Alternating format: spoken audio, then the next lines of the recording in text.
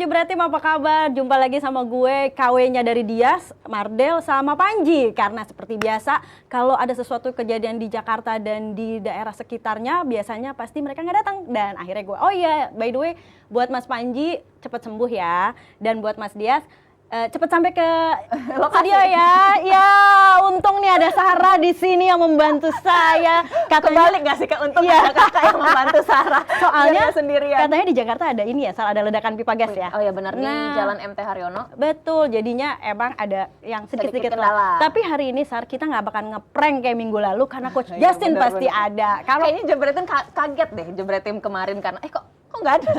Iya, sampai kursinya kita museumkan saat itu juga. Oke. Jadi Udah emang nggak dijual ya Kak? Udah nggak dijual. Kita masih nunggu Dias juga di sini karena Dias itu baru juga pulang dari nonton Singapura. Iya, nonton Liverpool.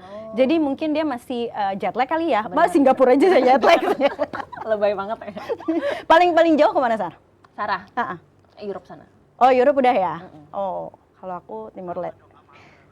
Sama kata Abrar nih, sama dong sama Abrar ke Europe. Europe apa ya, Brar? By the way, kita mau ngomongin soal Europe dulu sebelum kita ngomongin bursa transfer, Sar. Kayaknya emang ada yang berita agak menyedihkan ya? Oh iya benar Kak, dari pemain Dortmund ya? Benar. Oke, namanya Sebastian Haller ya, yang terkena tumor testikel. Aduh, kayaknya si Sarah ini kalau ngomongin tumor apanya harus nggak enak, tapi memang itu tapi harus diinformasikan. Benar, karena walaupun kita cewek-cewek yang nggak ngalamin juga, cuma kasihan ya. Dia terkena, Sebastian Haller ini terkena tumor testikel. Kalau bahasa medisnya itu terjadi pembengkakan di bagian testisnya. Nah, ya kita tuh nggak enak ngomongnya, tapi semoga cepat sembuh. Yang mungkin agak-agak yang kita jadi pertanyaan ya, Sar ya. Semua kasihan sebenarnya Kak. Iya. Kan semoga kita doakan cepat sembuh, tapi juga karena timnya udah beli kan, ya dia tuh pemain baru dari Ajax dan mungkin kok kalau aku ya jadi agak-agak membingungkan, kok bisa ya dia lolos dari tes medis ya, bener. Terus tiba-tiba baru ketahuan gitu. Dan kalau kita ngelihat wawancaranya setelah dia ketahuan kena tumor, untungnya tumor ya, nggak ke kanker, jadi itu masih bisa curable. Dia tuh agak menangis dan penuh ini sih, kasihan atau juga. bisa jadi setelah itu baru muncul penyakitnya. Bisa juga. Kita nggak tahu ya, karena ya moga-moga ini juga penyakitnya agak susah kalau kita cewek-cewek ini ngomongin ya. Tapi yang pasti semoga dia bisa lekas sembuh, dan Dortmund yang pastinya untuk memulai season baru, apalagi kemarin sudah kehilangan Erling Haaland, sekarang juga harus berpikir lagi kira-kira mau siapa nih yang kira-kira dibeli. Mumpung masih belum September, kira-kira mungkin masih bisa ya Sar ya, minjam pemain atau segala macam. Dan sesuai sama obrolan kita kali ini, emang kita mau bahas tentang bursa transfer ya Sarah ya. Benar. Tapi ada yang lebih penting nih Kak. Apa tuh? Ada GeForce. Karena kita kalau mau beli aki harus di GeForce. GeForce Sports fast moving automotive produk lokal asli buatan Indonesia. Nah, di sini teman-teman Jebret Tim bisa beli di e-commerce kesayangan kalian, dan bisa juga follow Instagram @geforce_id untuk melihat promo-promo menarik yang ada di sana. Nah, tuh udah follow kan semua @geforce_id. Nah, kita juga bakalan selain follow GeForce, follow juga Jebret Media yang pastinya ya, karena banyak banget informasi-informasi terbaru, bukan cuma soal bola doang, juga ada bulu tangkis, dan nanti abis DPI akan ada PBINA juga, jangan lupa ditonton. Dan besok ya pasti ada Depdagri juga gitu. Pernah nonton nggak yang lain? Baru itu aja. Aku sukanya Sarah emang jujur banget ya. Nah, nanti Sarah bakalan ketemu suhu-suhu yang lain nih, sambil kita nunggu Dias juga ya Sarah ya. Pasti. Nah, kita ini udah nggak sabar nih Jebret Tim pasti. Iya. Karena suhunya luar biasa. Dan kita kemarin masih ada satu omongan yang belum. Apa kita itu? belum ngebahas soal nih pemain Juventus yang dijual ke Munchen. Matthijs de Ligt yang udah here we go, yang udah pakai bajunya juga udah pakai baju Munchen. Nanti akan dibahas sama Coach Justin dan juga Firzi abis yang satu ini. Selamat datang di USA Stand Up Olahraga League Season 2 Round.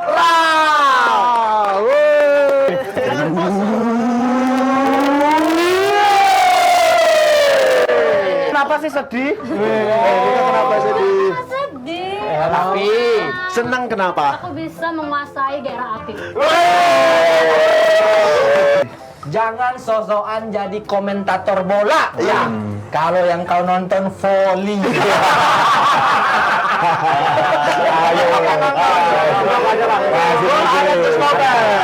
Nggak usah sok-sokan jadi komentator bola kalau kamu nggak punya pita suara. Bung Dirman. Boleh ngasih ucapan? Apa tuh? Papa Girman selamat ya. Iya. Anak memutusin aku.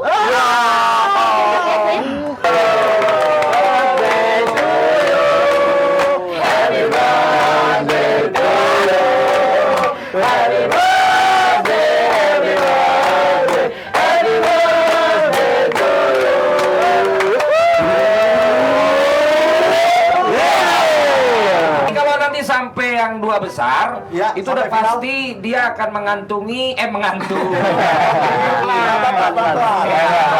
Dia jelas akan mengantongi minimal itu 50 juta. Minimal. Iya dong, kalau udah sampai babak final. Babak final. Iya, kenapa sih? Gak masuk akal. Hadiahnya kok gede begitu? Ini Yuasa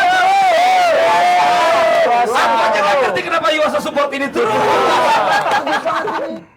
Yuasa Stand Up Olahraga League sudah ada episode terbarunya dan sudah tayang, bisa disaksikan di Jebret Media TV. Dan apakah peserta yang udah lengkap 16 peserta ini bisa berhasil melakukan drawing langsung hadir final kepagian bersama Coach The Red, kos-kosan paling lucu di muka bumi katanya. Saksikan selengkapnya hanya di Jebret Media TV nih, Jebret Tim. Kayaknya Valen ulang tahun terus ya kalau kita lihat ini ya Coach ya.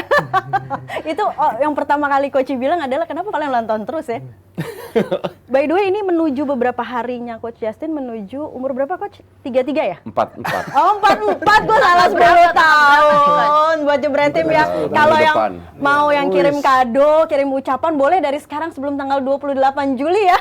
Oh, beda 8 hari sama Sarah berarti. Enggak, jangan Oh kado. Sarah Dok. juga bulan? Beda berapa Tanggal tahun? 20 Sarah. Bulan Juli. Hari ini selamat ulang tahun Sarah. Selamat ulang tahun Wah, Jebret Tim. Baru mau gue bully nggak jadi dah. Hadiah terindah buat Sarah hari ini ya udah nggak usah Lulus dibully. lulus tes bully, iya bener. Sarah selamat ulang tahun ya. Jebret Tim juga yang mau ngucapin ucapan selamat ulang tahun buat Sarah. Mungkin Sarah biar tambah rutin lagi di sini biar makin jago. Boleh loh di komen-komen ya nggak? Biar sama Coach.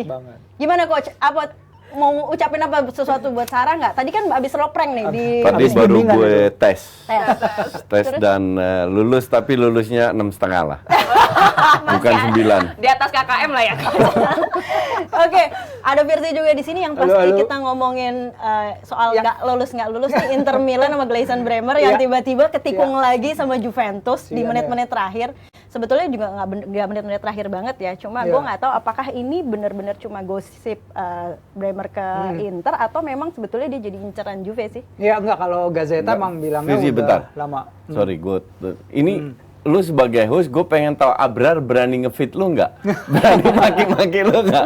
Enggak sih dari tadi. Gue pengen tahu aja. Lu dari Pak lu kacau, lu berani nggak profesional, lu nggak berani ngefit atasan lu. Enggak, dari tadi tuh dia kayaknya ngobrol-ngobrol aja tuh sama Iya. Gary yang Gue udah ini. tahu nih Bentar sosok lagi dia ngomong. pakai. Tapi ya sudahlah. Itulah Abrar. Gimana biar. Iya, Gleison katanya sih emang udah deal sama Inter verbally, Mbak, dari bulan Desember. Ih, jangan panggil Mbak dong, gue malu terus. Dia kan harus ada ininya, Iya, prefixnya iya, di iya, depan, iya. nah, coach dan Mbak. Gitu. Kalau Terus, Sarah terus, mungkin terus. Sarah. Ya. Mbak Sarah. Jadi emang udah katanya udah deal lama antara perwakilan Bremer dan Inter, there's no problem. Cuman emang Inter tuh nggak bisa ketemu kata sepakatnya sama Torino. Karena si Inter dia ngajuin sekitar 30-an, 37 gitu plus bonus dan plus pemain, salah satu pemainnya gelandang muda 19 tahun. Nah ini yang ternyata si Torino rada-rada sungkan karena mereka pingin tawaran yang lebih tinggi, preferably cash upfront. Makanya walaupun udah deal lama sama pemainnya, ini nggak bisa nemu titik temunya. Habis itu Juventus datang, dia dapat duit dari penjualan De Ligt. Langsung masuk dengan tawaran 4 tujuan gitu, habis itu dengan bonus 10 tambahan dia masuk Torino deal, ya udah langsung aja jalan transfer ini. Coach, kalau lo lihat Bremer sendiri ya. Gue takjub sama dia kalau siaran lihat. Coba tolong ditunjukin. Kenapa? Catatannya dia. Ini lu ketik sendiri semua. Coba lihat. Ketik sendiri lah. Tuh lihat. Ini kan sepadat bekal itu menghadapi coach. Tuh, Masa salah- menghadapi coach salah nggak pakai diinsert. bekal? Iya. Tadi aku juga nyiapin 3 HVS. 3 HPS. Gue juga menghadapi pengen tahu bekalnya si Gleison Bremer yang menurut lo cocok atau enggak sebagai back tengah barunya Juventus dengan statusnya dia tuh back terbaik ya Serie A. Ya, back terbaik Serie A itu gue masih tanda tanya Iya, sehebat kalau buat apa ya. saya emang nggak ngaruh. Karena De Vrij juga sempat jadi back terbaik. Iya. Terus kalau lu masih ingat kita flashback lagi, bukan di Juve ya. Kolasinac itu back terbaik di Bundesliga. Nah, tahu sendiri Kolasinac kayak apa kan. Jadi untuk gue sih back terbaik ya, oke lah. Cuman inti yang jadi masalah kan back yang bener-bener terbaik itu sangat sedikit sekali. Oke. Mau Juve belanja dimanapun itu udah nyaris nggak ada lagi untuk back terbaik. Jadi yang diambil ya kayak mereka harusnya mereka kan mengantisipasi pada saat dijual Koulibaly mau dibeli. Koulibaly udah dijual. Terus back terbaik apalagi Koundé sudah kalau nggak ke Chelsea ke Barca. Terus di mana lagi ada back yang terbaik, ngerti nggak? Kalau di Serie A ya mungkin untuk Serie A salah satu back terbaik Bremer ini. Tapi jujur gue belum pernah lihat dia main. Dan Juve lagi punya duit dia butuh penggantinya De Ligt. Pilihannya nggak banyak. Nah salah satu ya Bremer ini. Kebanding Pau Torres? Pau Torres, gue nggak masukkan Pau Torres dalam kategori back terbaik ya. Dalam arti di dunia ya. Kalau lu bicara back terbaik, Maguire contoh. Enggak lah, enggak. I mean, ya kayak Sarah udah bisa ketawa, berarti dia udah tahu banget Maguire kayak apa. Kayak levelnya Van Dijk, levelnya bahkan di Italia levelnya De Vrij, Skriniar itu nggak banyak juga gitu loh. Cuman untuk gue sih agak aneh De Ligt dijual. Kenapa aneh? Ini ada something wrong. Lu beli pemain 75, lu jual 75 plus sedikit untung. Oke? Sementara dia udah 3 tahun di situ. Dari umur 19 ke 22. Artinya kan dia sudah punya jam terbang di Juve. Dan kalau menurut media nggak pernah dia aneh-aneh. Nggak pernah dia ribut, nggak pernah ada drama nggak gitu, pernah ada drama, nggak pernah. Jadi alasan apa untuk menjual dia? Hanya karena dia nilainya tinggi. Kalau lu jual hanya nilai dengan untung 3, 4, 5 juta, lu bego kalau gue bilang. Karena lu harus beli pemain lagi, yang lu harus bimbing lagi, yang belum tentu cocok dengan Juve gitu loh. Makanya gue nggak ngerti tujuannya apa. Atau mungkin Juve se-desperate itu butuh uang. Jadi pemikiran mereka, oke, gue beli De Ligt itu harganya 75 waktu dia beli. Sekarang dijual sekitar 85-an lah. Sekitar itu. Mungkin kalau gue beli si Bremer 40-an, gue masih untung 30-40. Mungkin itu alasannya. Dalam arti dia masih punya duit sisa untuk beli pemain lain. Karena I don't see any other reason untuk menjual De Ligt. Apalagi Kiel ini sudah pensiun. Tuh. Atau sorry, dia pindah ke MLS. Iya betul. Emang kontraknya emang jangka panjang ya ini ya. Bremer ini dikasih 5 tahun, 5 juta euro per musim. Dan dia emang di Serie A levelnya sebenarnya pengalamannya udah lumayan. 4 musim, main 100 game. Dalam 3 musim terakhir dia tuh back tersubur dengan 11 gol. Jadi misalnya kalau Juve perlu tambahan gol dari lini belakang, dia bisa menyumbang gol gitu. De Ligt juga sebenarnya not bad, dia 8 gol. Selama 3 musim terakhir. Jadi emang mungkin itu tipikal back yang Juventus cari, tipikal back yang kuat, strong in the air, strong upper body-nya, dan emang Koulibaly tadi kita juga udah ngomongin, dia dapat better offer juga di Chelsea. Di Chelsea dia juga reuni lagi dengan Mendy, dengan Jorginho. Jadi memang tujuannya udah bukan lagi ke Juve tapi main ke Inggris gitu. Oke, Coach, kalau yang lo bilang sebutan tadi kayak seolah-olah pembelian kepagian dari penjualan kepagiannya buat Juventus, tapi di sisi Munchen ini sebetulnya pembelian terbaik kan. Mengingat maksudnya kalau personality-nya De Ligt sendiri, walaupun kita nggak tahu ya dia kayak apa, tapi is it dia akan menjadi the new leader di Munchen. Leader mungkin belum tahu ya, karena masih ada Müller masih ada di situ, Kimmich yang bisa jadi leader. Leader mungkin nggak, tapi definitely dibutuhkan. Karena kita tahu bahwa semenjak Alaba tahun lalu pindah, belum ada pengganti yang layak. Nah, mereka beli Upamecano sendiri. Sule itu udah bertahun-tahun gue bilang ini kayak tiang listrik pemain ini, ngerti nggak bisa apa, dan terbukti dia memang flop di timnas Jerman pun cadangan, nyaris nggak main. Di ini pun akhirnya Lucas Hernandez kan sering dimainkan, padahal dia kan harusnya bek kiri. Nah, untuk tim selevel mungkin biasa mereka punya 4 center back yang selevel lah.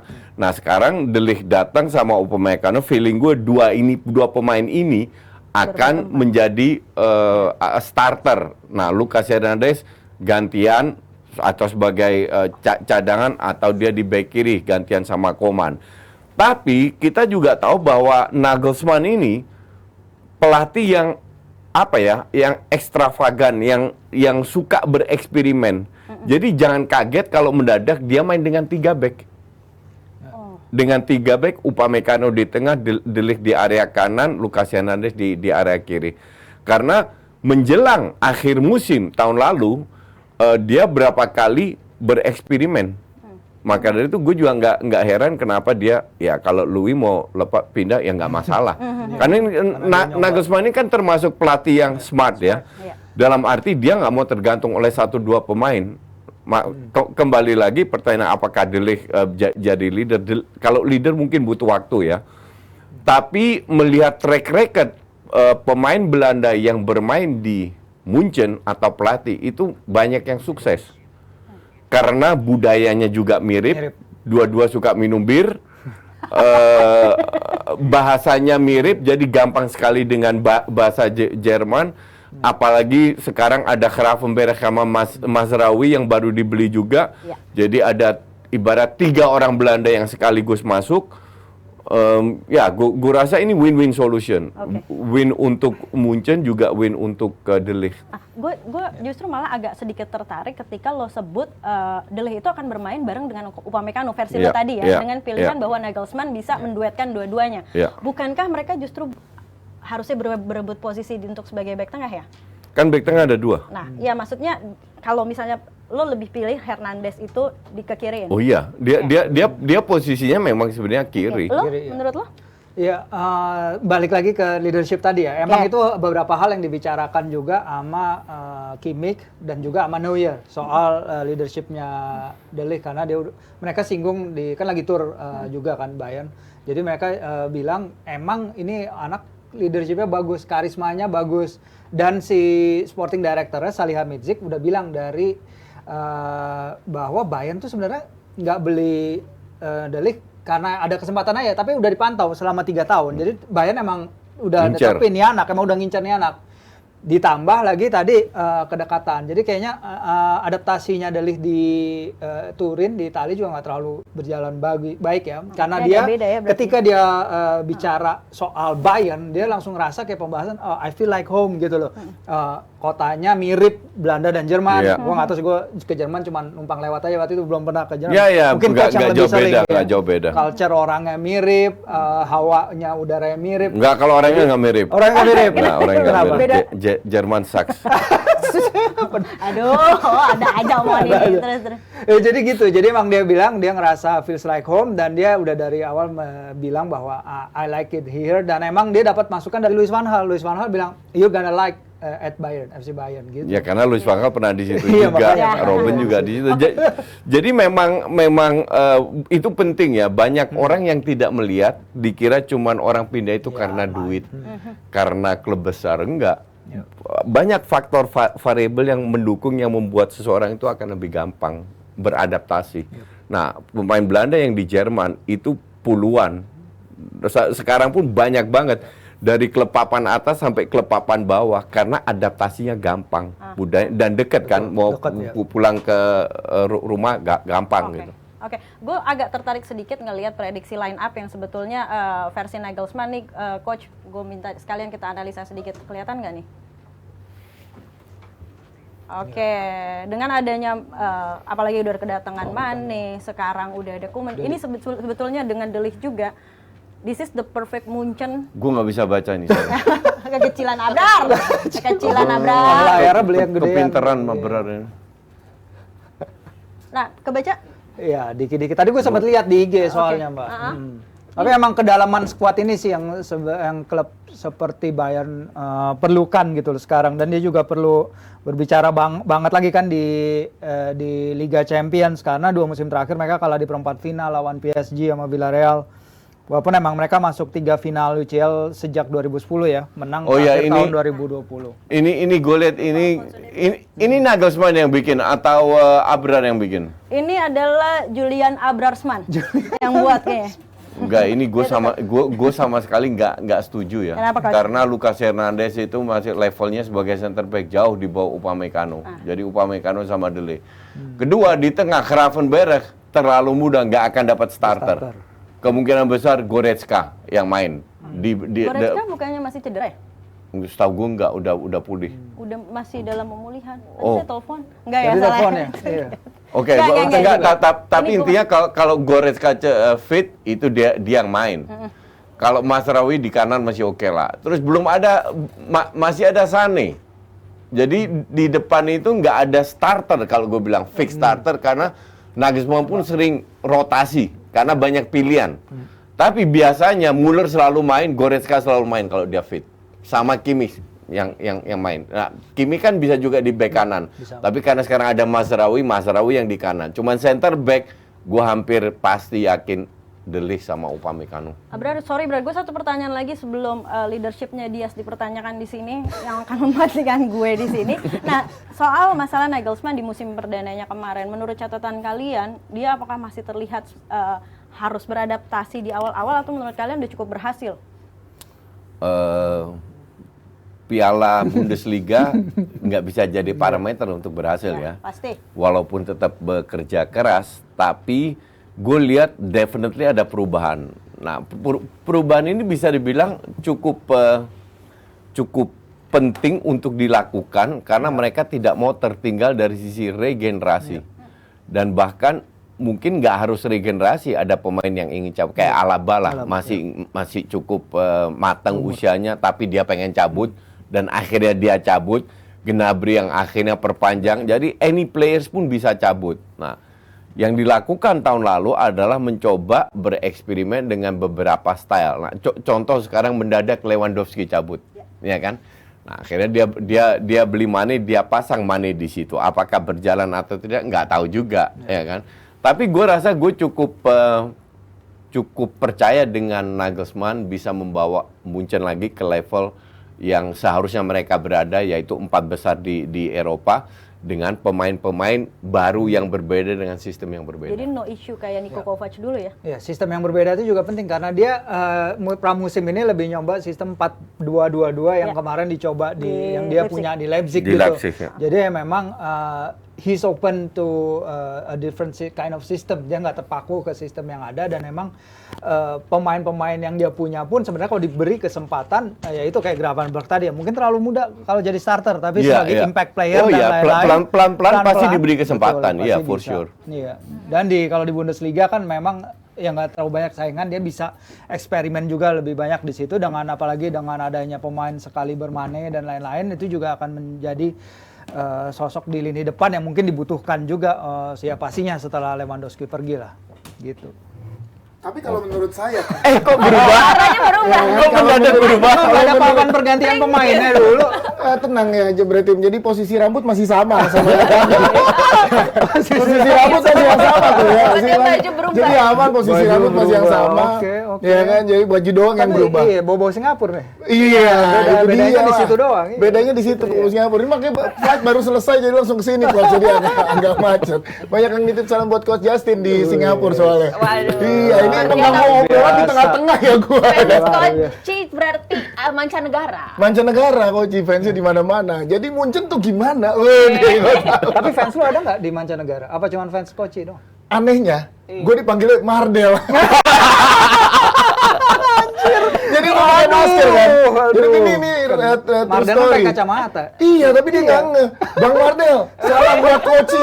Tapi Bang Mardel, tapi salam buat Kocinya bener gitu. Nyesek Tapi juga ya. berarti Lumayan jebretnya mana di mana-mana, nggak cuma di Indonesia, tapi di Singapura juga ada. Walaupun tuh orang Indonesia. Indonesia juga. Iya. Tadi sampai mana Mas Bir sih? Mana ngikutin nggak? Oh, ikutin dong dari tadi ya. Deli, pembahasan. Sambil nonton, Deli ini gue juga penasaran sih Coach sebenarnya perihal Deli ini pembeliannya lumayan mahal dan kalau Coach Yasin tadi bilang di depan lini depannya Munchen kan nggak pasti tuh Coach. Ya nggak, Iya. jadi siapapun bisa jadi starter. Iya, Tapi iya. yang penasaran buat gue adalah Thomas Muller sebenarnya. Iya. Dari beberapa sepanjang tahunnya Thomas Muller tuh dia main yang spesial, yang bisa dilihat kelebihan utamanya dia sehingga pelatih tuh nggak bisa kelain striker tuh apa sih Coach dan juga Mas Firzi, karena gini lari nggak kencang-kencang banget, ya nggak sih? Satu, Apa yang dia bikin punya spesial? pengalaman. Kedua, dia tahu budaya klub seperti apa. Jadi dia bisa jadi leader. Dia bisa membimbing pemain-pemain muda. Terus dia punya killer insting juga.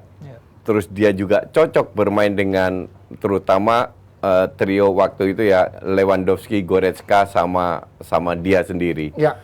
Jadi untuk gue nggak ada alasan juga untuk menggeser Thomas Muller karena dia memang kontribusinya tiap tahun terbukti di usia yang cukup senior, ya kan? Iya, sebenarnya di perjalanannya dia ada nggak sih tawaran-tawaran dari klub besar yang ditolak gitu? Atau emang dia klub-klub besar tuh nggak terlalu tertarik sama Nggak, Thomas klub Muller? besar itu tidak terlalu tertarik terhadap Song Hyun Min. Ah, iya, kalau itu kan udah jelas. Iya.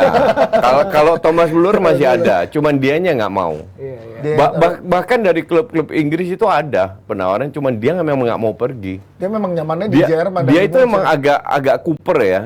Jadi kalau keluar Introvert kali, keluar bukan introvert, dia keluar RT nyasar gitu.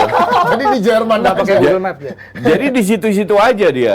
Jadi maunya di situ, nggak mau kemana-mana dan memang ini udah dari lama dia bilang begitu, dia nggak akan kemana-mana selama dia kalau seandainya dia dipecat sama Munchen atau nggak ditawarin kontrak, Ya. dia akan di Jerman juga. Feeling gue dia nggak akan kemana-mana. Nggak akan pindah negara, tetap main di Liga Jerman. Orangnya ya? sangat Jerman lah. Oh iya, Thomas.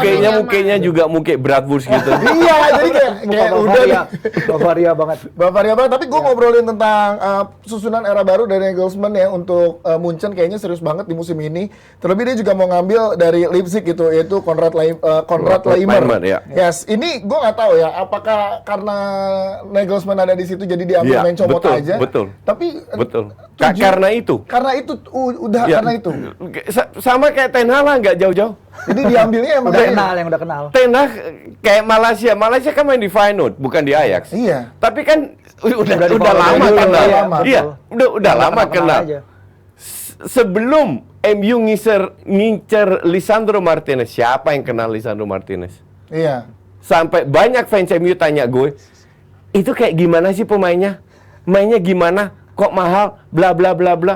Artinya Ten Hag ngambil karena dia tahu ngincer Timber, ngincer Anthony, Eriksen, karena dia kenal semua. Kasusnya sama kayak Nagelsmann. Dia tahu lah ini bekas pemainnya. Jadi wajar aja kalau dia incer pemain yang menurut dia di musim ini nggak ada Lewandowski dan dia tahun lalu kan beli pemain Leipzig juga, Iya. tapi Gatot.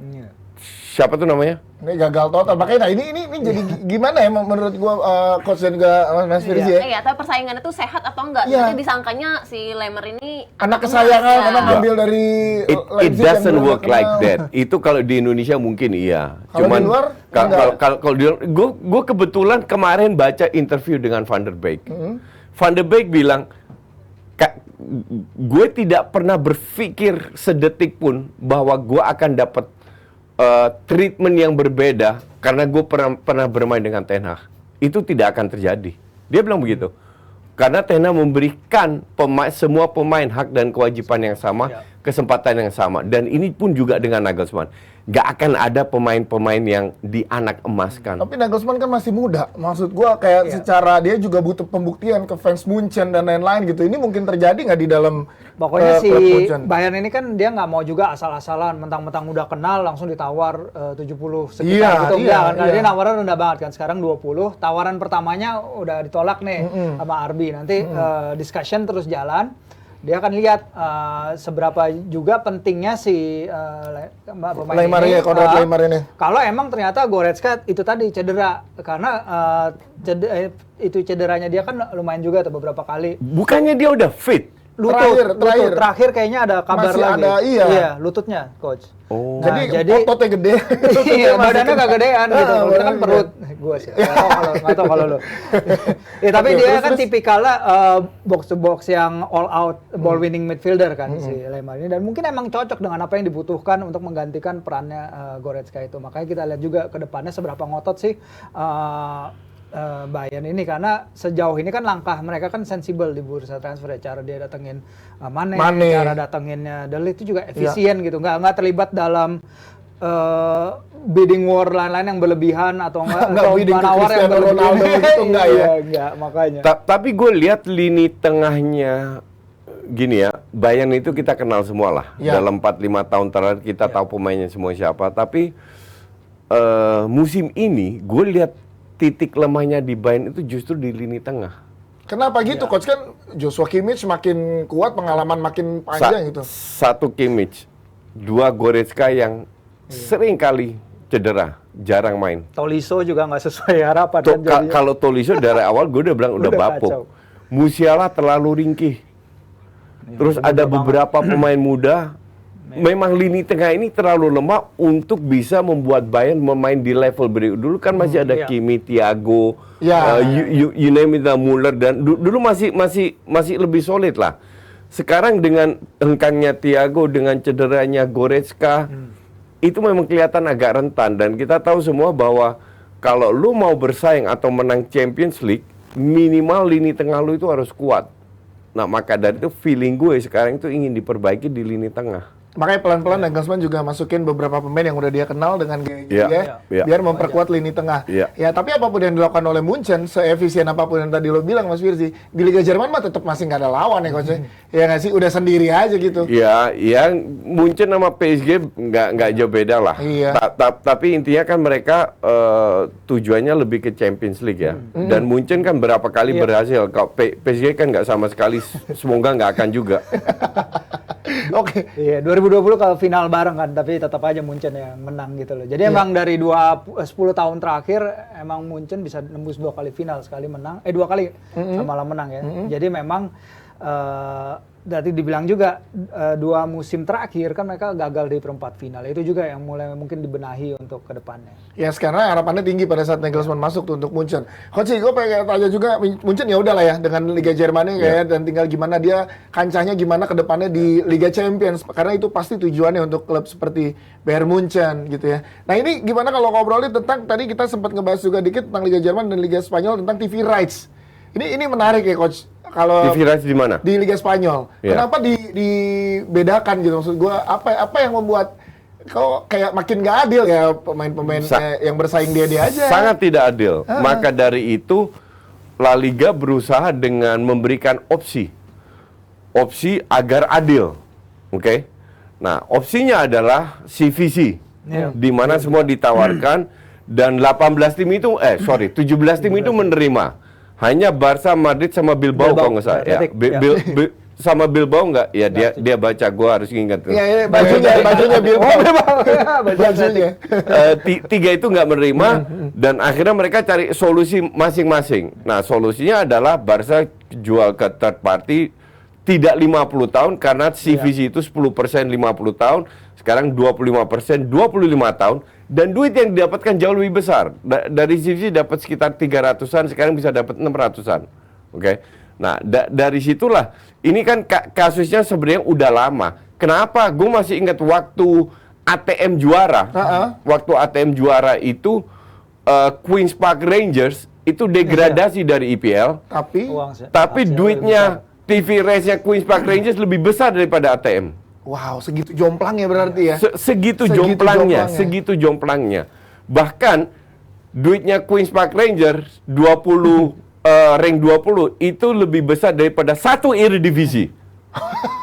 Bukan juara Eredivisie tapi satu Eredivisie. Satu Eredivisie itu cuma 80 juta. Dengan Queen's Park Rangers yang terdegradasi itu masih dapat cepean. Oh, kalau Jerman gimana sih kondisinya, Mas Firzi, lo tau nggak? Kalau TV rights-nya gue nggak tahu. Kalau Jerman. Kalau Jerman. Gue mau bahas ini aja sih sebenarnya yang Spanyol, karena Spanyol kan lagi masuk siklus baru kan, 2022, 23 hingga 5 tahun ke depan. Nah, Movistar dan DAZN yang ngambil di domestik itu 4,9 miliar euro dan itu besar banget untuk Spanyol Liga lokal, sendiri dan juga di antara liga-liga lain. Jadi di antara 5 liga top Eropa di luar Liga Inggris yang value-nya naik tuh cuman Spanyol. Ini emang anehnya di sini. Jadi Liga A ketika mereka negosiasi kemarin nilainya turun. Begitu juga Bundesliga turun dan juga beberapa negara lain juga turun. Jadi memang karena Covid kali ya. Ya, I don't know, tapi value-nya itu tetap naik gitu kalau Spanyol. Jadi mungkin emang dilihat the prospect of the league ini bagus juga. Walaupun jumlah penonton Liga Spanyol sendiri di Spanyolnya menurun jauh dari 2016-17 sampai ke 2022 tuh kalau nggak salah datanya turun sekitar 4 juta penonton. Banyak kok. Untuk penonton lokalnya sendiri. Penonton lokal gitu. Jadi makanya DAZN meyakinkan La Liga bahwa ayo kita bisa ngangkat lagi jumlah penonton lokal. Ini gue berdasarkan pengalaman gue ya. Jadi penonton di stadion, kan 4 juta itu penonton di stadion. Itu menurun. Penonton di ini yang bayar subscription karena mereka subscription gitu. Nah, itu lebih penting. Kalau kita bicara TV rights, orang itu selalu bilang IPL itu incar Asia. Nilai Asia TV rights yang beli untuk IPL itu nggak sampai 20%, cuma 10-15%. Oh. Jadi Asia itu nggak terlalu berpengaruh dari sisi pengaruhnya ada tapi nggak terlalu signifikan. Yang lebih gede itu justru di Inggris, di Inggris sama Eropa, karena mereka kan ada pay per view. Iya, pay per view itu. Wow. Pay per view itu untuk yang nggak tahu, satu match bayar sekali. Jadi kayak lo ya, Coach? Nggak, kalau gue sebulan dapat semua video. Bukan 1, 2, 3. Masih belum pasti karena masih around 30.000. Jadi maka dari itu bukan TV rights-nya Asia, pasar Asia diincar, enggak. Pasar Asia itu diincar untuk mungkin merchandising tergantung klubnya. Betul. Makanya pemain kayak Minimano dipertahankan, akhirnya dijualkan. Son juga murni untuk jual jersey dan lain. Tapi bukan untuk TV rights. Cuman TV rights ini seru karena siapa yang bisa mengalahkan? Walaupun seandainya tadi Firzi bilang, kalau Firzi ngomong data, gue merem percaya. Jadi kalau walaupun menurun, La Liga meningkat, tapi jaraknya tetap jauh. Iya kan? Nah, siapa yang bisa mengalahkan dari TV rights? Bayern Munchen, presidennya waktu itu Karl-Heinz Rummenigge, gue sekarang nggak tahu masih ya kalau nggak salah. Dia bilang 10 tahun lagi kita udah kalah. Kita nggak bisa cope up dengan Liga Inggris. Udah ada statement itu. Jaraknya udah terlalu jauh. Tambah lama tambah jauh. Maka dari itu mereka harus pinter-pinter cari duit. Kalau di Jerman kan nggak cari duit dari tiket. Iya. Ya kan? Dari sisi lain salah satu nama stadion dijual. Seperti yang sekarang dilakukan oleh Barca. Oke. Apalagi Serie A. Serie A yang songongnya semua harus serba Itali. Ya, yang terlalu lokal pride. Tambah ketinggalan. Iya, apalagi mereka nolak CVC kan. Iya. Larinya ke La Liga jadinya. Tambah ketinggalan. Ini klub tambah jadi clown-nya Eropa. Sepak bola Eropa apa sih clown dalam bahasa Indonesia? Badut. Badutnya sepak bola Eropa itu kedepannya ya Serie A ini. Padahal potensinya harusnya ada ya. Ada potensi ya, karena itu terlalu bangga dengan local pride. Semua harus Itali, pemain Itali, pelatih Itali, ujungnya 2 kali nggak ikut Piala Dunia. Tapi jangan gitu lah, kok siapa tahu aja masih banyak yang suka sama Serie A. Iya, kayak Nesa. Kalau kalian jebretin sukanya yang mana nih? Kalau misalkan Liga Inggris nggak ada, kalian bakal nonton Liga apa? Kamu nonton Liga apa? Liga Tarkam. Iya, aku nonton Liga Tarkam jebret media aja. Itu ya. Karena telat ya, jadi harus. Iya, betul. Iya, emang kalau telat tuh harus banyak ngejilat loh. Gitu. Tapi kok udah kita tinggalkan nanti TV rights, mudah-mudahan serunya sih kalau kita nanti punya data juga tuh ya buat Indonesia TV rights-nya segede apa buat timnas, tapi bahasannya bukan di DPI, di Dagri nanti ya. Nah, dan jangan lupa juga jebretin dijawab tuh kalau nggak nonton Liga Inggris, lo lu pada nonton apa? Jangan-jangan lu nggak nonton liga lain, hanya subscribe Koci. Komen di bawah, komen di bawah. Komen, silakan komen.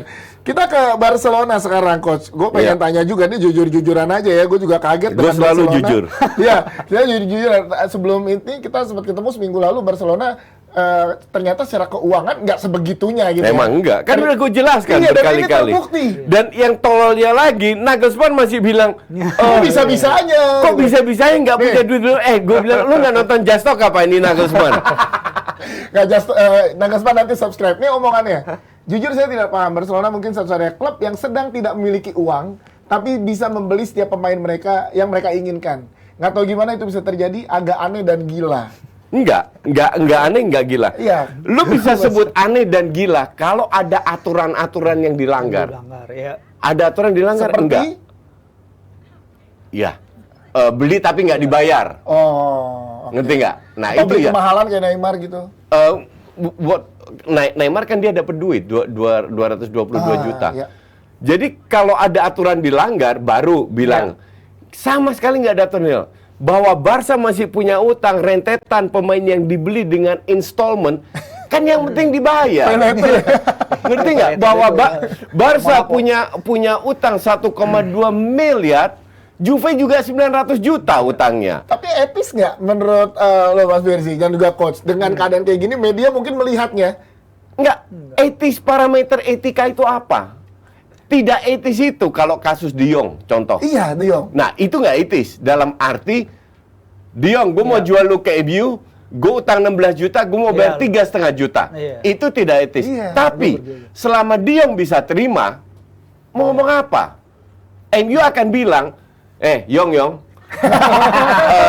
Namanya Yongki. iya. Yong. Lu ntar gue bayar 14 juta, lu terima 3,5 dari Barca, lu pindah. De Jong akan pikir, ya udah yang penting gue dapet hak gue, Ya gue udahlah, akan pindah. Ngerti nggak? Dan- Jadi etika itu artinya ya kayak Abrar gitu, makan kabur nggak bayar. Nah itu itu melanggar. itu baru melanggar. Dia nunggu ditraktir.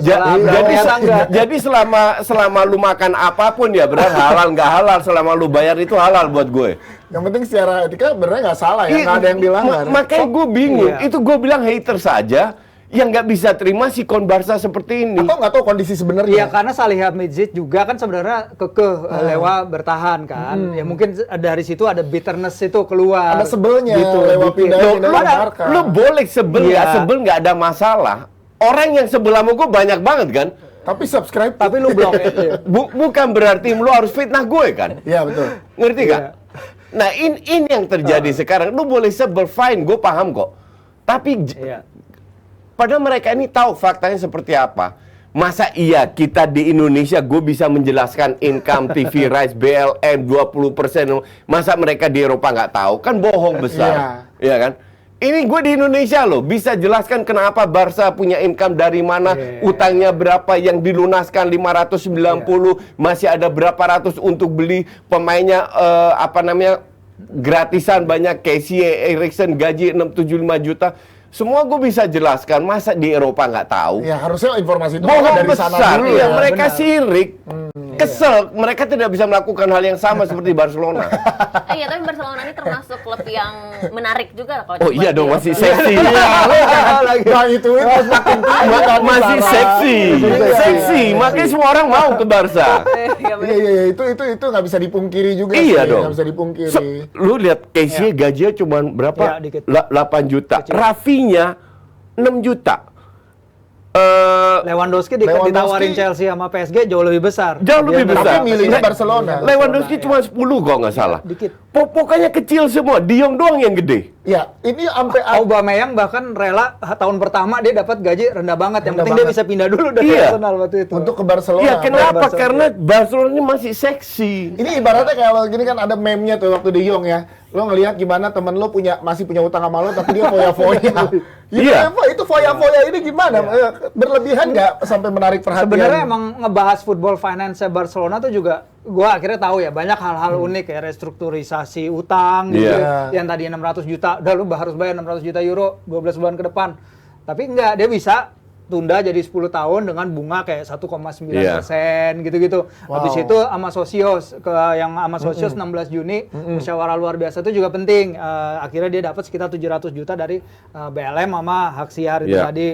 Tapi dari La Liganya sendiri juga ada pelunakan Subsidi, aturan. iya. Pelunakan aturan bahwa yang tadinya Barcelona kena aturan 1:4 itu kan, yang dia salary cap-nya dari 97 juta turun jadi minus 144 juta. Oh, berarti ini bukan BLM ya, BLT ya ke Barcelona.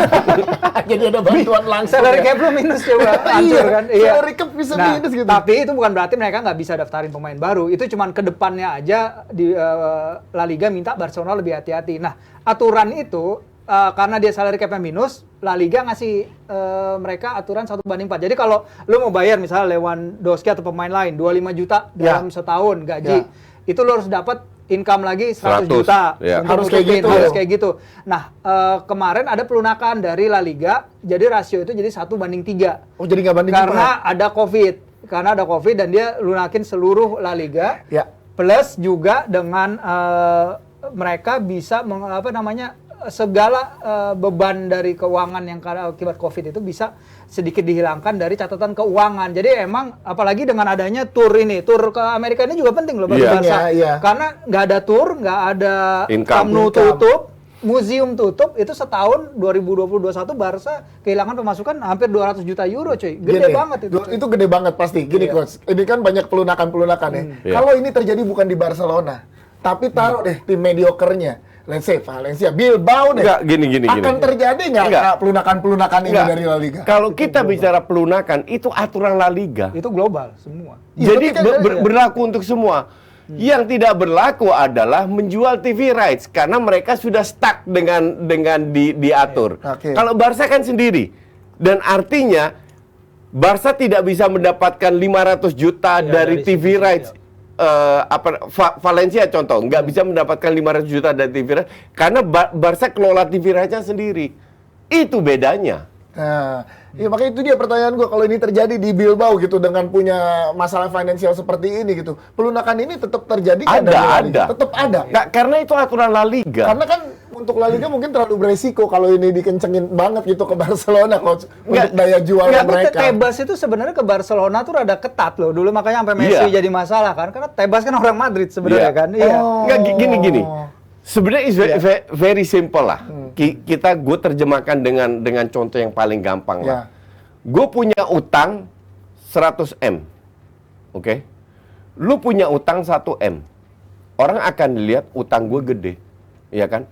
Tapi income lu sebulan itu 100 juta. Income gue sebulan 200 M. Gedean mana utangnya? Ya, secara rasio gedean lu. Iya, kalau secara dibandingin rasio pasti gedean juga. Tapi orang yang sekarang yang dilihat orang adalah jumlah utangnya. Bukan rasionya. Bukan rasio. Jadi nggak make sense. Gue mau lunasin utang gue 100 M merem. Tapi gue nggak mau. Karena dengan income gue 200 M ini, gue bisa puterin lagi, gue invest. Bisa sustain utang itu gitu. Yang penting kalau bisa 10 tahun. Yang penting 100 M ini gue cicil kan? Iya. Nggak di Uber debt collector kan? Nggak ditandain mata elang. Iya kan? Kalau lu kan iya. Karena pada saat lu nggak bayar, lu kan kena. Iya. Dan lu nggak punya pengeluaran lain. Karena lu harus cicil, dari 100 juta lu harus cicil 100 M ini. Iya. Jadi ruang gerak lu terbatas. Kalau gue jauh lebih leluasa. Sesimpel itu. Jadi jangan lihat utang gue berapa. Tapi lihatlah rasionya dari masuk dan keluar. Lu lihat income lu berapa. Pernah nggak Nagelsmann bahas bahwa Barca akan dapat 800 juta? Ya nggak pernah. Nggak pernah dibahas kan. That's why ini mereka ini tolol mau pansos atau apa, nggak ngerti gue. Ya memanfaatkan keadaan dengan padahal mereka di Eropa loh. Harusnya secara berita dan media harusnya bisa lebih update. Harusnya duit banyak nih buat Lewandowski. Iya, duit lagi. Harusnya sebelum keluarkan statement cari data dulu, ya kan? Bener nggak? Kok bisa Barca seperti ini? Baru keluarkan statement itu. Berarti selama cash flow masih aman ya aman aja, utang tetap dibayar dan dicicil. Ya, aman, jadi secara iya kan? Lu kira konglomerat kan nggak ada utang? Ada pasti. Dan utangnya gede banget, triliunan. Dan mereka hidupnya santai-santai juga. Apa kita sirik? Lu utang banyak, kok lu hidup santai, liburan terus, naik punya pesawat ini dan kan nggak gitu caranya. Ya, berarti kita emang nggak boleh sirik. Kecuali ya? kalau utang lo ditagih langsung, kayak yang Benar. terjadi ke Steven Zhang ini sekarang. Dia kan kemarin pengadilan tingginya Hong Betul. Kong baru bilang Nah, itu baru harus kayak bayar situ. 255 juta sekarang juga. Iya, Bahaya iya. kalau Laporta justru dia bisa kebalikannya, yang 500 itu harus dibayar dalam 12 bulan ke depan. Ya itu tadi dia bisa restrukturisasi jadi 10 tahun ke depan dengan bunga yang ya 2% gitu. Kecil loh. ya. Kecil, iya. Jadi nggak boleh iri. Berarti kita juga nggak boleh iri coach sama Tottenham Hotspur coach yang udah beli 6 pemain. Gue nggak pernah iri sama Tottenham Hotspur. Gue cuma bilang ini nggak akan kemana-mana. Masa iya, iya. Justru untuk gue, aduh Spurs itu apa ya? Nggak perlu untuk diirikan gitu loh. Ngerti nggak? Pemain ke-6 yang perlu dibeli nih coach. Nih, Ya, coba. jangan Ada. jangan 6, beli 100 pemain pun kagak ngaruh gitu Coba loh. kita lihat Coba pemain lihat ke-6 dulu, ini Coach. komentarin. Nah, Jets fans. ya kan? Ini pemain dari Boro, Boro. Middlesbrough. Ya, Ya. Boro itu klub mana? Klub divisi 2. Emang dia pemain terbaik dari Boro. Ya, Boro. Masih muda, jam terbang ada. Jadi apa yang diharapin gitu loh? Ya, Sama ya. kayak Liverpool, gue masih inget baru jual Ben Davies dengan harga 3 juta. Iya. Waktu Ben Davies dibeli, gue hajar juga kan. Iya. Liverpool beliau dihajar gue sama fans Liverpool. Wah ini pembelian bagus, harus dikasih kesempatan bla bla bla bla. Ujung-ujungnya tai kucing juga kan. Nggak pernah main. Exactly. Iya, iya, Ben Davies nggak pernah main. Exactly. Nah ini nggak jauh dari kayak gitulah. Jadi nggak ngaruh ya? Lu menurut lu 6 pemain yang dibeli sama Conte untuk Spurs di musim ini beneran sama sekali nggak ngaruh? Iya. Apalagi dengan bukan si berarti yang nggak baru ngaruh ini. sih, karena sebenarnya kan Conte tuh dapat support yang mungkin dulu Pochettino nggak Nggak dapetin, iya. Itu Itu. bedanya di situ. Dan Heeh. yang Conte karena dia ada chemistry dengan Paratici pasti, Iya. dia bisa jadi jembatan dengan Levy. Kalau dulu kan emang Pochettino sedikit langsung Ya. berhubungan kayaknya nggak dapat. Nggak dapet akses Iya. itu. Tapi kalau kita lihat ya sebenarnya pembelian pemain di Premier League kan juga sekarang udah mulai step up a gear gitu kan, dari misalnya seminggu 2 minggu lalu gitu. Kalau kita lihat Arsenal tuh aja. jadi parameter. Ya. Kalau Arsenal bisa beli banyak pemain, yang lain artinya bisa. Iya. Padahal udah ditikung kan, Lisandro Martinez ditikung Iya. kan, Tapi Rafinha ditikung, tapi dapat lagi Zinchenko gitu dapat. si Jenko geraknya. Dan masih cepet ada yang juga. diincar, santai aja. Iya, tenang. Siapa coach? Siapa coach? Coba. Siapa? Ini kan kalau Zinchenko sama Jesus kan kasihannya Pep Guardiola Arteta doang ya. Zinchenko, Jesus, Marquinhos, Matt Turner. Marquinhos. Matt Turner. Marquinhos Yang udah udah dibeli datang, kan, iya, yang, iya, yang- iya, yang iya. dari Brasil. Jadi udah beli 4 pemain. Nanti akan ada Yuri Tielemans datang. Nah, karena Asik. ini yang Nah. kemarin jadi masalah, bukan masalah, yang jadi diidamkan sama fans kan Tielemans ini nih. Ya. Kemungkinannya jadi apa enggak karena lini tengah jadi lebih kuat kalau Tielemans ada. Iyalah kalau lu punya Granit Xhaka di lini tengah, semua pemain Sama mediocre seolah-olah sebuah keberuntungan. Kalau jago jadinya ya. Ditambah Saliba balik lagi. Jadi Spurs nih nggak ada apa-apa ya kalau saya pembelian Jadi ini. gue bingung, orang heboh Arsenal dapat 5 Iya. pemain baru, Ya. nggak pernah dibahas. Yang dibahas cuman ayam sayur ini dengan 6 pemainnya. Padahal pemain yang dibeli pun nggak ada satu yang bintang. Jumat di Mediocre semua. Jumat dibahas kan kalau Arsenal Iya, udah- kita yang bahas, kan media enggak. Nah, kenapa orang lebih bahas Spurs? Karena mereka itu udah jutaan tahun nggak berprestasi, ngerti nggak? Maka dari itu seolah-olah setahun ini akan berprestasi. Ya tapi Gue sebagai media sebenarnya gue nulis soal Nulis Arsenal Arsenal. karena sejak diambil Kroenke majority ya, Iya. sole majority rights Iya. kayak sama KSE itu sebenarnya pembeliannya Arsenal lumayan kan, di atas Lumayan, 100 juta iya. euro tiap musim, kecuali Iya. pada musim pandemi di mana Ah. Gunnersaurus pun mau dipecat waktu itu kan. Yang nggak lumayan kasihan itu banget. zamannya Wenger waktu bangun Emirates kan. Iya, itu juga kan jadi korbannya Itu City juga parah kan. itu, Iya, iya. diambil-ambilin sama City. Tapi sekarang bisa berbicara tinggal bagaimana how they spend the money. Karena kalau Iya, dulu betul. pelatihnya ya Emery sama Arteta kan different style of Yes. coaching, different style of cara bermain. Tinggal ininya aja, road plan, road ahead-nya aja. Karena kalau money, Kroenke sekarang rela. udah ngeluarin. lebih santai, udah Iya. lebih Iya. Lalu dan lebih lain-lain dari ya. 100 juta pound Cuma dan ya. juga menang ini, mecahin ini kan, Ya, record oke. transfer. Kalau lu keluarin duit begitu banyak, tapi lu kasih orang duitnya ke orang nggak jelas kayak Edu sama Arteta ya. Ya benar, tapi at least Spurs beli 6 pemain buat memperkuat skuadnya dia di Liga Champions ya. Kalau Arsenal nggak tahu buat di mana. Thank you yang udah nonton kita malam hari ini. Makasih ya Jepang. Jangan lupa abis ini akan ada PB Ina. Yoi, thank you Sampai coach. ketemu Thank you. Arsenal sama MU. Oh. Aku udah suka satu orang lagi. Di Piala MU aku Ciki. suka satu orang lagi. Siapa, kipernya. Kiper MU. Oh ya, oke. Siapa? David De Gea. Oh, Terima kasih udah nonton kita, dah.